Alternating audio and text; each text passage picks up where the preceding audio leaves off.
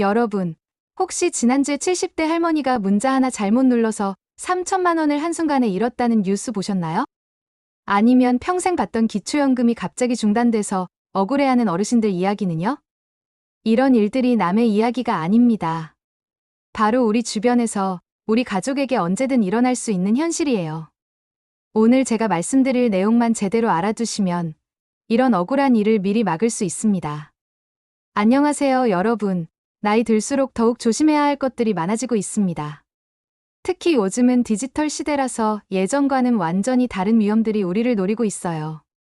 오늘은 시니어 여러분께서 절대로 간과해서는 안 될, 꼭 알아두셔야 할 10가지 핵심 사항들을 자세히 말씀드리겠습니다.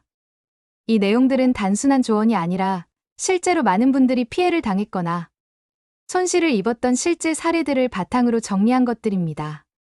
첫 번째, 가족 간 현금 거래에서 절대 놓치면 안 되는 것이 있습니다. 요즘은 가족끼리 도와주는 마음으로 돈을 보내주거나 받아도 세무당국에서 예의주시하고 있어요. 특히 올해 5월부터는 세무공무원이 세수 실적에 따라 포상금을 받는 제도까지 도입했습니다. 이게 무슨 의미냐면 세무공무원들도 이전보다 훨씬 더 꼼꼼하게 개인의 금융거래를 들여다본다는 뜻이에요. 자녀에게 생활비를 보내주거나 병원비를 대신 내주거나 손자 교육비를 지원해줄 때도 반드시 계좌이체 메모에 그 목적을 명확히 적어두세요. 예를 들어 생활비 지원, 의료비 지원, 교육비 지원 이런 식으로요. 큰 금액의 경우에는 간단한 차용증을 작성하는 것도 좋습니다. 이자 없이 빌려주는 것도 전혀 문제 없어요. 중요한 건 나중에 증여세나 세무조사를 받았을 때 명확하게 설명할 수 있는 근거를 남겨두는 거예요. 두 번째는 스마트폰과 관련된 보안 문제입니다. 요즘 보이스피싱이 정말 교묘해졌어요. 우체국, 은행, 카드회사, 심지어 정부기관을 사칭해서 문자를 보내는 경우가 많습니다. 특히 지원금 신청, 카드 배송 확인, 세금 환급 같은 내용으로 접근해오죠. 이런 문자를 받으면 절대로 바로 클릭하지 마시고 해당 기관에 직접 전화해서 확인해보세요.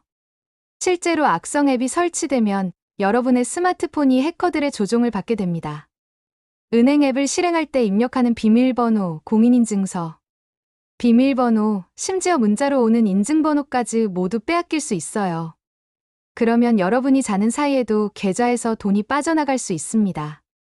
세 번째로 말씀드릴 것은 기초연금과 국민연금 관리입니다. 많은 분들이 한번 신청해 놓으면 계속 받을 수 있다고 생각하시는데 실제로는 매년 소득과 재산 상황을 재조사합니다. 특히 부동산 공시지가가 오르거나 예적금 이자 소득이 늘어나거나 새로운 소득이 생기면 연금 수급 자격에 영향을 줄 수 있어요. 예를 들어 아파트 한 채를 가지고 계신데 공시지가가 크게 오르면 재산 기준을 초과해서 기초연금이 중단될 수 있습니다. 또한 자녀가 부모님 명의로 적금을 만들어드렸는데 그 이자 소득이 소득 기준에 영향을 줄 수도 있어요. 이런 변화가 있을 때마다 미리 주민센터나 연금공단의 상담을 받아보시는 것이 좋습니다. 네 번째는 건강관리 부분입니다. 건강검진을 미루거나 건강 이상 신호를 무시하는 것은 정말 위험합니다. 특히 고혈압, 당뇨병, 고지혈증 같은 만성질환은 초기에는 증상이 거의 없어서 방심하기 쉽지만 한번 악화되면 치료비가 엄청나게 들어갑니다. 국가에서 제공하는 무료 건강검진은 반드시 받으시고 검진 결과에서 이상 소견이 나오면 바로 정밀검사를 받으세요. 검진비 몇만 원 아끼려다가 나중에 치료비로 수백만 원, 수천만 원을 써야 하는 경우가 정말 많습니다. 다섯 번째는 스마트폰 관리 방법입니다. 많은 분들이 스마트폰이 느려지거나 배터리가 빨리 닳으면 바로 새 폰으로 바꾸려고 하시는데 사실 조금만 관리를 잘해도 몇 년은 더 쓸 수 있어요. 설정에서 배터리 및 디바이스 케어 메뉴를 찾아서 정기적으로 최적화를 해주세요. 또한 안 쓰는 앱들은 삭제하고 배터리 보호 모드를 활용하면 배터리 수명을 크게 늘릴 수 있습니다. 여섯 번째는 은행 보안 서비스입니다. 여신거래 안심차단 서비스라는 게 있는데 이걸 신청해 두시면 본인이 직접 은행에 가지 않는 이상 새로운 대출이나 카드 발급이 불가능합니다. 보이스피싱 범죄자들이 여러분의 개인정보를 이용해서 대출을 받거나 카드를 발급받는 것을 원천적으로 차단할 수 있어요. 한 번만 신청하면 모든 은행에 적용되니까 꼭 가까운 은행에 가서 신청하세요. 7번째는 각종 지원금과 복지 혜택 신청입니다. 정부나 지자체에서 나오는 지원금들은 대부분 신청을 해야만 받을 수 있습니다. 에너지 바우처, 민생회복지원금, 저소득층 추가 지원금 등 다양한 혜택들이 있는데 신청 기간을 놓치면 받을 수 없어요. 주민센터에서 발송하는 안내 문자나 우편물을 꼼꼼히 확인하시고 복지로 앱이나 129번 콜센터를 통해서도 정보를 얻으실 수 있습니다. 8번째는 투자 사기 예방입니다. 요즘 60대 이상 투자 사기 피해가 급증하고 있어요. 고수익을 보장한다거나 원금 손실이 없다고 하거나 유명한 누군가가 추천했다고 하는 상품들은 대부분 사기입니다. 특히 지인이나 종교 단체 사람들을 통해 소개받는 투자 상품들은 더욱 조심해야 해요. 투자하기 전에 반드시 가족들과 상의하고 금융감독원이나 전문가에게 문의해보세요.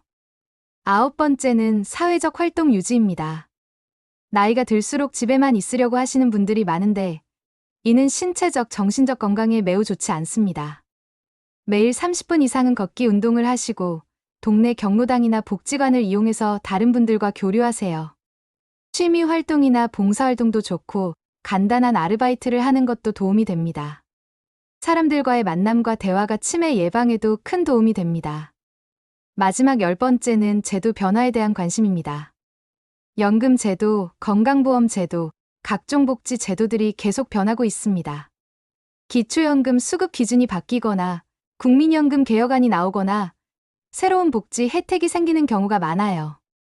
이런 정보들을 놓치면 손해를 볼 수 있으니까 뉴스나 정부 발표를 주의 깊게 보시고 궁금한 점은 관련 기관에 문의해보세요. 이 10가지 사항들은 모두 여러분의 노후 생활에 직접적인 영향을 미치는 중요한 내용들입니다. 한 번만 실수하거나 놓쳐도 큰 손실로 이어질 수 있으니까 꼭 기억해두시고 실천하시기 바랍니다. 또한 이런 정보들을 가족들과도 공유해서 모두가 안전한 노후를 보낼 수 있도록 도와주세요.